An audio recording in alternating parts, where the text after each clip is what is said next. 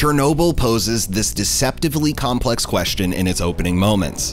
What is the cost of lies? And spends the ensuing 5 hours answering it by beautifully and brutally depicting the human cost of statecraft. On this IMDbrief, we'll split atoms of fact from fiction in the stunning HBO miniseries. The top-rated series on IMDb is Chernobyl, and creator Craig Mazin began an obsession with the 1986 nuclear disaster after an innocuous internet search. Why did Chernobyl explode? The answer didn't come easy, as aspects of the accident are still shrouded under Soviet-era politicking and cover-ups. Statecraft, Ugasov. Statecraft. Not to mention that Mazin isn't a nuclear scientist, so he had to find easy-to-understand yet dramatically satisfying techniques to expose what went wrong and who was to blame. Ask the bosses whatever you want, you'll get the lie. And I will get the bullet.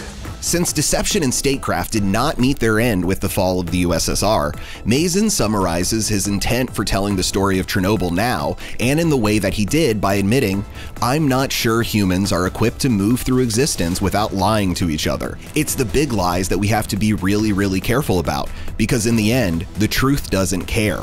It just is." Every lie we tell incurs a debt to the truth. Sooner or later, that debt is paid. The timeline of the control room is very accurate and based on the Scala process computer's report of every command, although one minor detail was omitted. The initial power drop may have been a mistake made by inexperienced engineer Tuptanov, but it was Assistant Chief Engineer Dyatlov's demand to fix it by any means necessary that set the downward spiral in motion. Raise the power. I would like you to record your command here.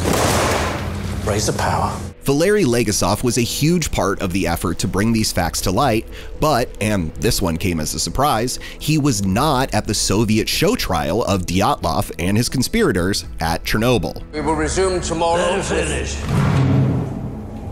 him finish. Dozens of scientists aided Legasov in the cleanup and prevention of further disasters, and they were on the scene to explain how Reactor 4 exploded and to condemn Dyatlov's dangerous choices in that chain of events.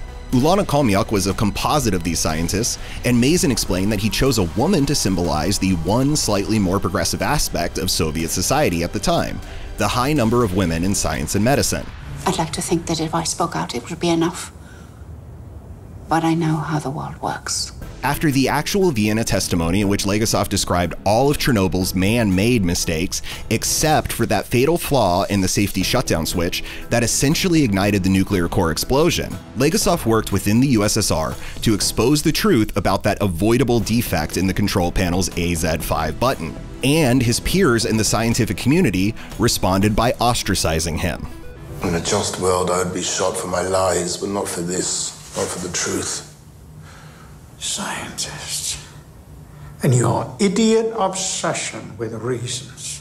His suicide 2 years to the date after Chernobyl brought attention to this crusade, and the audio tapes of his confessions spread throughout the world to become an undeniable demand for nuclear reform.